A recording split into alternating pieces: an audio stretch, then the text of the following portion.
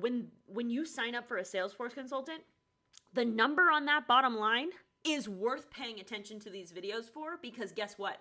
I want to help both Salesforce consultants and Salesforce consultant shoppers alike.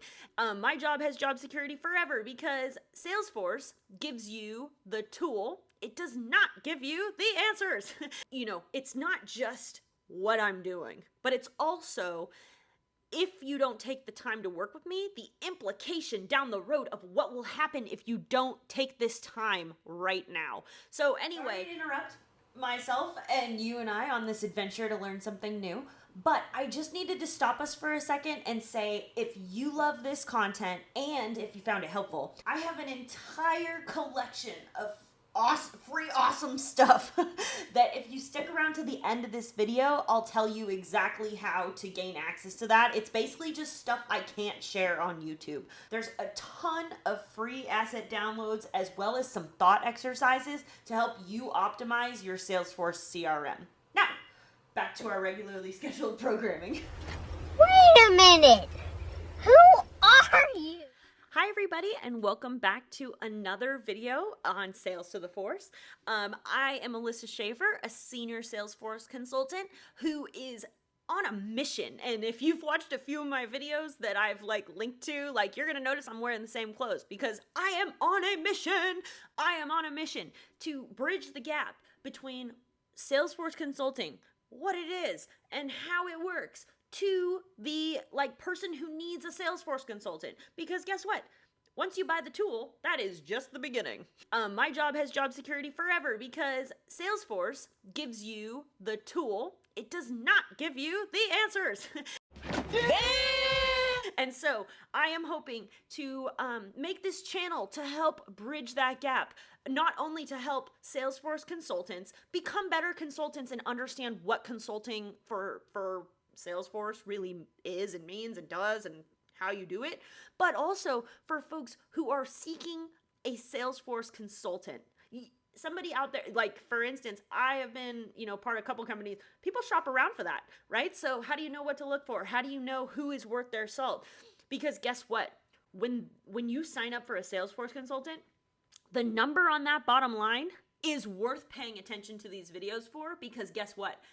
Picking the wrong Salesforce consultant can lead to hundreds, thousands, tens of thousands, if not hundreds of thousands of lost dollars. And I have seen all levels of this, right? After you're on enough projects, and for the record, I'm a senior Salesforce consultant now, 10 years later, but guess what? Everybody starts in the same place. In the back seat, just fasten your seatbelt okay, here we go. So when I'm speaking, the experience that I'm speaking from is not me telling you oh yeah, I totally took all these projects and just crash and burn them into the ground. No, I was part of many projects where, first of all, it wouldn't have been just one person doing anything anyway. If you're on a project where somebody's losing hundreds of thousands of dollars, you can pretty much guarantee that there is not one person on that project. There's a bunch. And wins a team, loses a team. So, and I would say that about working with a Salesforce consultant in general, because only by you succeeding with the Salesforce consultant does that person get to feel like they won, and only by actually having a successful project does the client really win. And so I use this analogy all the time because I was a bartender for a decade as well, which some of you are trying to do math on my age. They overlapped a bit. But the point is, not all bartenders are created equal. If you like Manhattans, martinis especially, this firsthand. If you go into a bar and order your favorite drink that's a classic cocktail, for instance Manhattans, and somebody goes in and puts grenadine in your Manhattan, you're fucking pissed, because guess what? That's not the proper way to make it. I don't care who you are, what you are. If you have made Manhattans like that for your entire life, fine, but that is not the traditional recipe. And simply by doing that, you can cut out all the trust that was built up from ordering that drink. And so my point is, not all Salesforce consultants are created equal. And so I am building this channel in an effort to bridge that gap, because guess what, guys? It is a different language. I call my job teaching calculus to fifth graders, and not because I think people are fifth graders, some are, but not because I think people are fifth graders, but because the topic that I am consulting on is actually very complicated. And so, in order for me to have a conversation with somebody that's, actually getting to an answer that both of us need and want, I have to dumb it down. I have to make it easy to understand. I have to, for me, I use analogies. That's how I get somebody to understand not only, it's not just what I'm doing, but it's also, if you don't take the time to work with me, the implication down the road of what will happen if you don't take this time right now. So anyway, that is my little rant spiel about this channel and why I am on this mission. And I also would like to make a disclaimer that this is, I am a senior Salesforce consultant for a company. I don't name that company in any of these videos because this isn't an effort. I want to bring this information to the marketplace for free. I want you to feel more empowered when you're shopping around for Salesforce consultants. If you're a new Salesforce consultant and I have a video, I'll link to the video of Salesforce Consulting 101. If you are new to this industry, I guarantee you that overwhelm you feel is legit, and also that there's only one way across that pond, and that's what that video is for. So I want to help both Salesforce consultants and Salesforce consultant shoppers alike, and only through getting everybody on the same page does this whole process become more streamlined and easier for both sides of this fence. Because the number of horror stories I have, oh my god, I'm actually going to make individual little ones. So if you're curious about what not to do, I've got a few of those. So anyway, this video is about the term foundational scalability. So some people are like, what does that even mean? So I'm going to try to explain this in the simplest terms that I can, but I think the easiest way for us to all think about it is that complexity is the enemy of execution, meaning that something that's overly complicated from the beginning is never actually going to come to fruition. If you're confused by even the premise of the task that you're on, guaranteed, not only is it not going to work, but it's not going to serve you for time and time as it goes on, right? Because anybody that I work with, I can't just give you a solution for today or tomorrow. I have to give you a solution for today and tomorrow that is capable of withstanding needing some adjustments for later. Hey, that's pretty good. So it needs to be able to be flexible. It needs to be able to be agile, and that's a real skill. So for some of you that are like, oh, Salesforce didn't teach me that.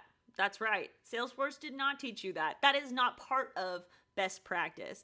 And really what I'm talking about is being a Salesforce architect and less about being just a Salesforce consultant. But I would say by building up your architecting skills, making more boards as I go along, building up your arsenal of solutions is how you become a great consultant, because then you start to see the commonalities. So I've had a company in the healthcare space and a company in the real estate space need the same solution applied in two different contexts. So once you have your tool of solutions, you'll notice that sometimes people come to you with the same problems in kind of in different contexts, but also maybe in different parts of their workflow. So the real estate part could have had this problem in this transition from marketing to sales, versus the healthcare space has that same problem, but more in the sales to service area. So, they're, here and there, up and down, left and right. But the solution, with a little bit of tweaking, can be applied to both situations. And so when I say that the key to any Salesforce consulting worth their salt is the solutions that they are advising on has foundational scalability, what that really means is you're working with the end in mind. What that really means is when you're first sitting down to come up with an answer, not only are you going, okay, this works for this works for that, this applies to this circumstance, but you've also asked the question of, okay, but what about not tomorrow, but next year?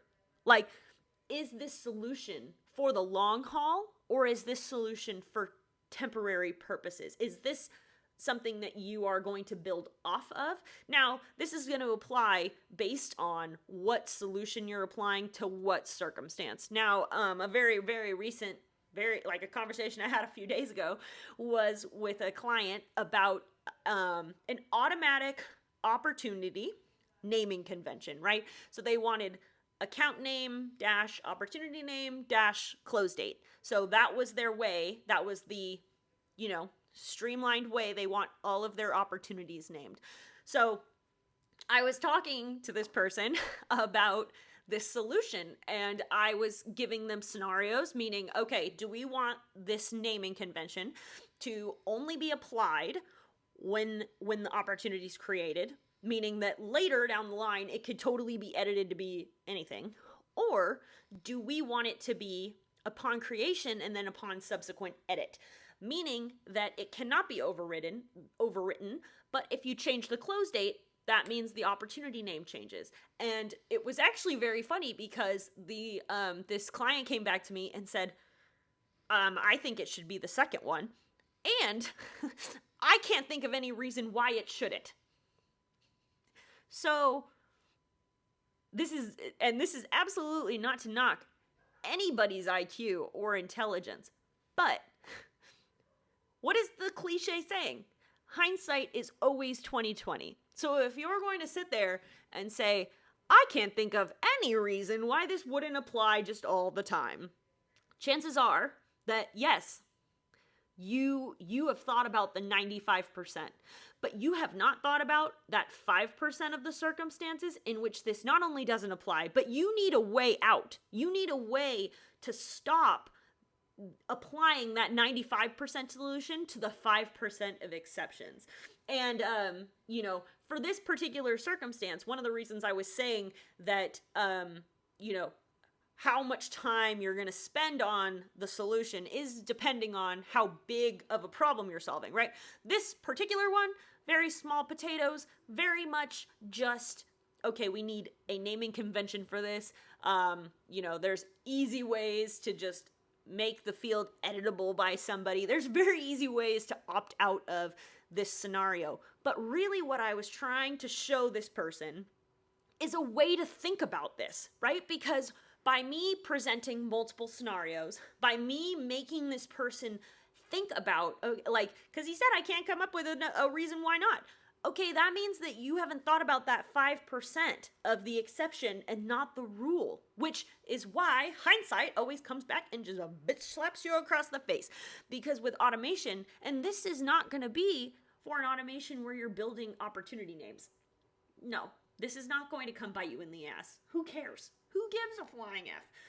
This is going to come back and bite you in the ass when you're building out your sales process. This is going to come bite you in the ass when you're building out an automation attached to a much bigger picture because you didn't think in the big picture about that 5%. So really what this is, like when you work with a consultant, in my opinion, is not just what the problems that you're solving for.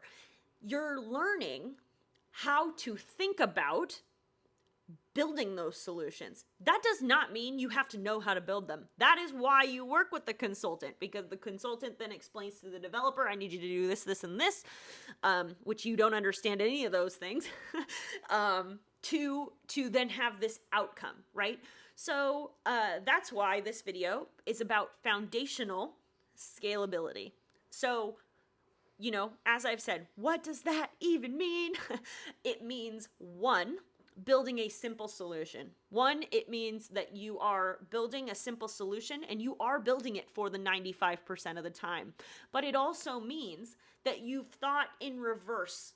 How do I break it? How does this not work? Because only by having that thought process one, do you normally come up with something that would help the 95%, but you also come up with reasons and ways and whys that this doesn't apply. And when that happens, you already have a workflow, a subsequent automation, a secondary catch-all for when the situation does not apply. Because in every single scenario, guaranteed there is a 5%. Now, based on the scale, how many that 5% is, like if it's 20 items versus if it's 200,000 items, that 5% is going to happen either a small amount of time or, not often, but more than just once.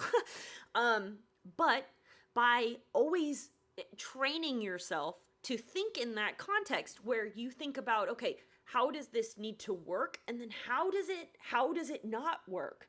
Is the way that you're going to come up with something come up with a solution that is foundationally scalable. Because guess what? You and I having this conversation today in the circumstance of, opportunity naming conventions, you and I having this conversation today, this might be 100% the answer that you need. But a year down the line, you need to add one more thing to this naming convention. Okay, so how easy is that? Well, we built a flow that did, it applies this field plus this field plus that field. So how easy is it to add in one more field because that's what we need now? Very easy, because we built a solution with the end in mind. However, if I had built some sort of hard-coded solution where this only works this one way, and in order to not have it work that way, you have to break the whole thing, it's not building foundational scalability. And so, moral of the story, hopefully, all you consultants out there heard, I don't want you to take my opportunity naming convention and be like, oh my God, she said to do this with the naming convention. No, solutions are all going to be custom to what a client needs, and you have to listen to what they want and what they need. But I'm hoping you heard a thought process. And that you're not afraid to ask your client, okay, what do you need? And then I also need to know what you don't need, or I also need to know how to break this thing, because I also need to know about the extenuating circumstances. Because guess what?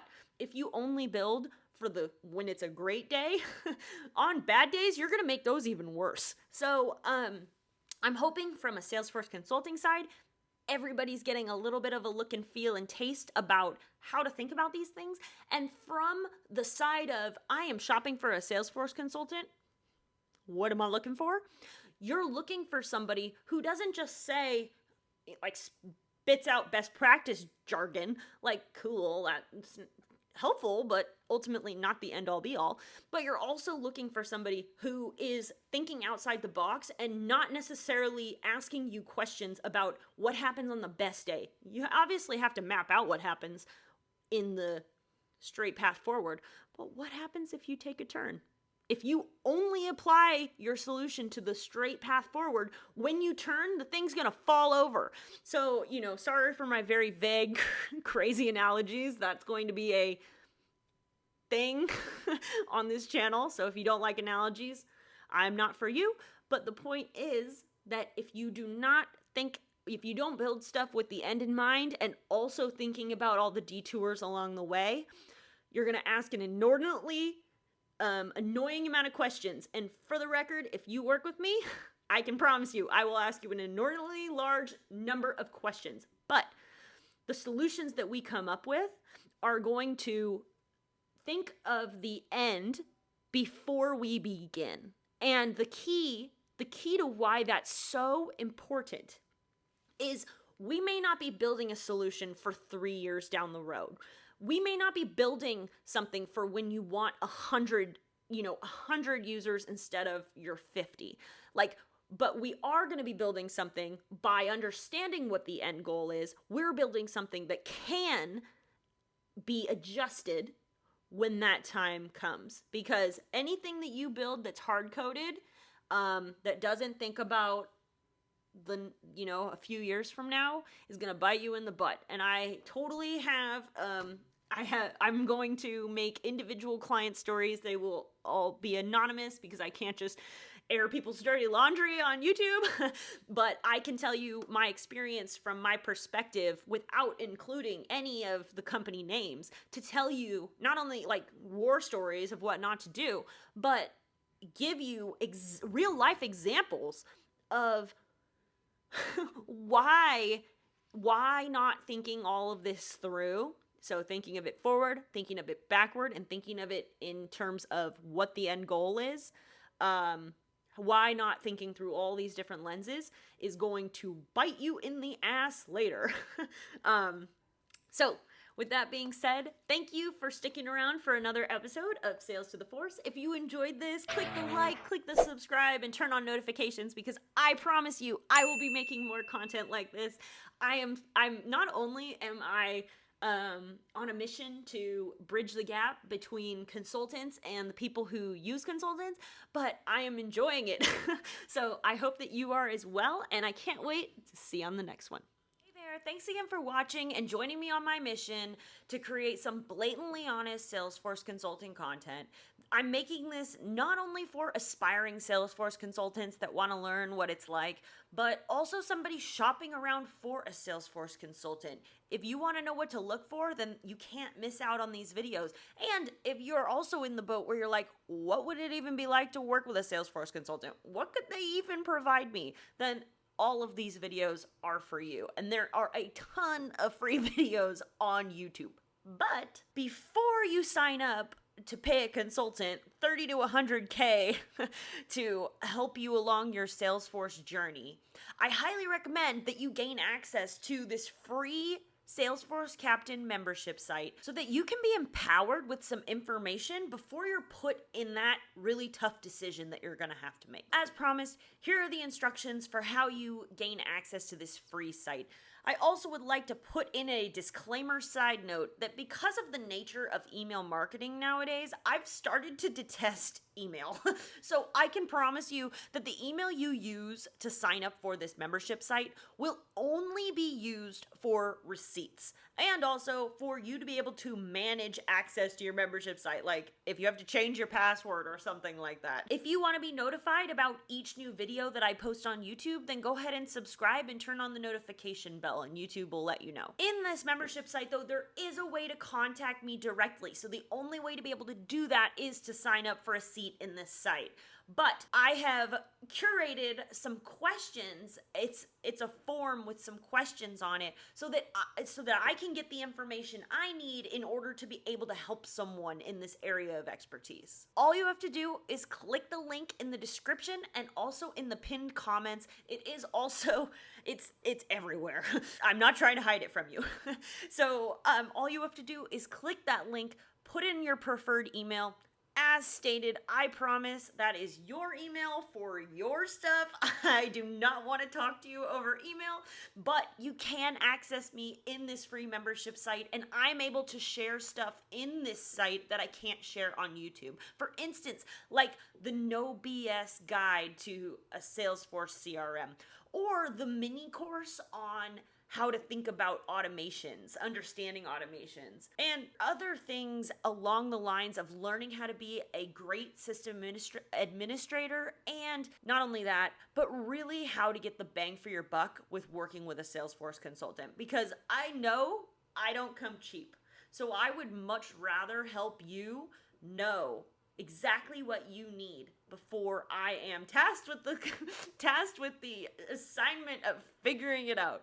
So I really enjoyed making all of these videos for you guys, and I hope that you've got some great value out of it.